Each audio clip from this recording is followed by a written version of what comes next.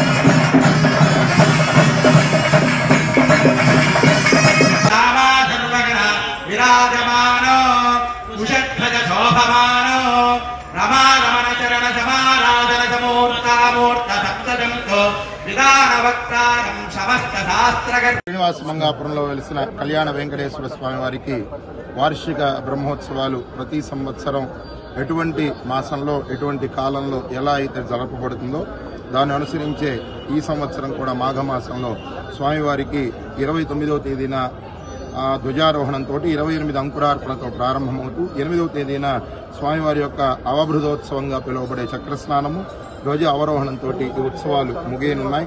స్వామివారికి బ్రహ్మోత్సవాన్ని జరిపేటటువంటి సమయంలో ఆ ప్రాంతంలోనూ ఆ ఉండేటటువంటి దశ దిశల సర్వదేవతలు ఉండి ఈ బ్రహ్మోత్సవాన్ని చక్కగా జరిపిస్తూ కోరుకున్నటువంటి కోరికని తీర్చేటటువంటి లక్షణాన్ని బ్రహ్మోత్సవానికి అందించడం జరిగింది. అందుకనే బ్రహ్మేణ పురా కృతం ఉత్సవం బ్రహ్మోత్సవం, బ్రహ్మ ద్వారా జరిపింపబడింది కాబట్టి దీనికి బ్రహ్మోత్సవం అనేటటువంటి పేరు. దీంట్లో ప్రధానమైనటువంటివిగా ఘట్టాలుగా ఉండేటటువంటివి 1 ధ్వజారోహణము, 2 గరుడ సేవ, రథోత్సవము మరియు వసంతోత్సవ చక్రస్నాన ధ్వజ అవరోహణాలు అనేటటువంటి ప్రధాన ఘట్టాలుగా ఉంటాయి. ఒక వాహన సేవలో ఉన్నటువంటి స్వామిని దర్శనం చేసిన అవబృధంలో చక్రస్నానం ఆచరించేటువంటి సమయంలో మనం ఆచరించిన 12 నదులలో స్నానం చేసినటువంటి పుణ్యాన్ని ఆ పుష్కరిణి స్నానం మనకు అందిస్తోంది అని చెప్పి పురాణం చెప్తోంది.